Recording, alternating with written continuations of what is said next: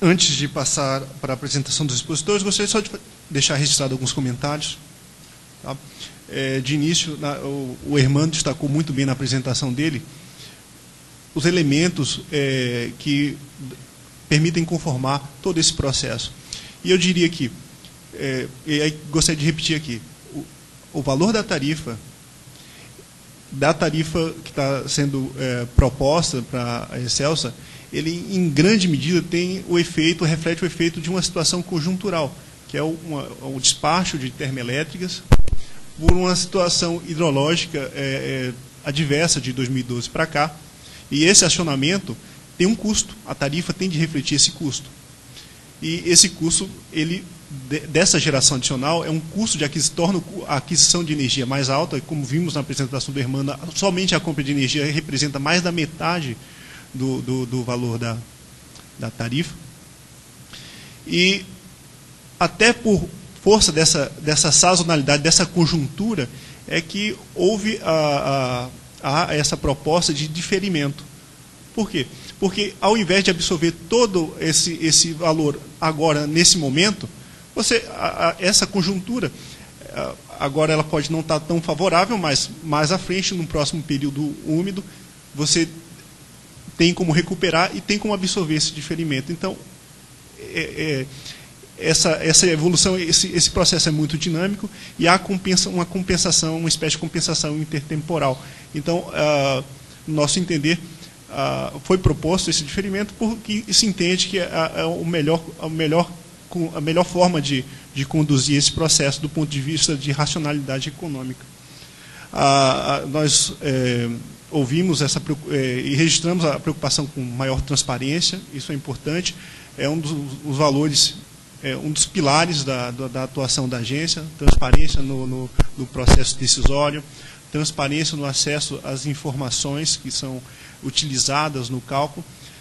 Nós procuramos simplificar dentro do possível, tá? O processo de cálculo, mas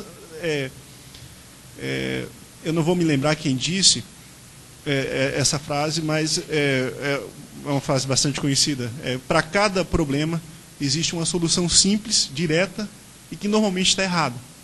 A gente tem que simplificar, mas não pode ser simplista. A gente tem que necessariamente usar o processo mais simples possível, mas atendendo às especificidades. Essa é uma indústria complexa, não só aqui no Brasil, mas no mundo todo, de uma forma geral.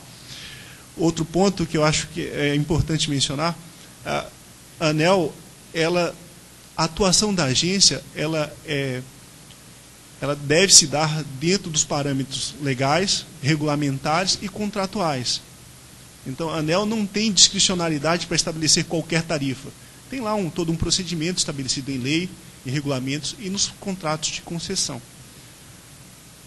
Então, por que eu falo primeiro, dessa competência e dessa limitação?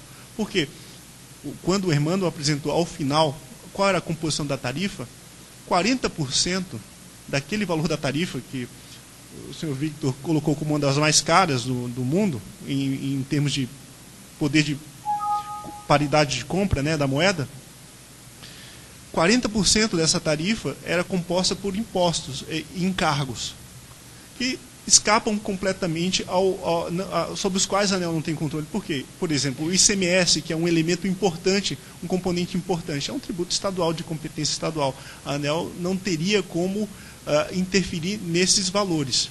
Então, às vezes, você pode chegar num paradoxo de ter uma energia que é barata para produzir, porque é produzida a partir de uma fonte térmica limpa, renovável, e que eventualmente chega para o consumidor, talvez não no melhor preço, por conta de uma série de encargos e por conta da nossa estrutura federativa.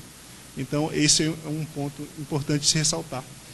Saindo da apresentação do Hermano, eu gostaria também de fazer um comentário. O Donato, você mencionou a possibilidade de se atualizar os dados utilizados para calibrar os modelos, né, da agência, em especial utilizando os dados mais recentes do censo, né, do IBGE. É o que a gente vai utilizar, mas de antemão só coloco uma outra condicionante que para a gente é importante, é a questão da isonomia no tratamento. Olha, nós fazemos revisão para 63 distribuidoras no país. Teremos de pensar, será que é interessante utilizar um conjunto de dados, por mais atualizado que esteja, mas diferente das outras 62? Algo que tem que ser ponderado.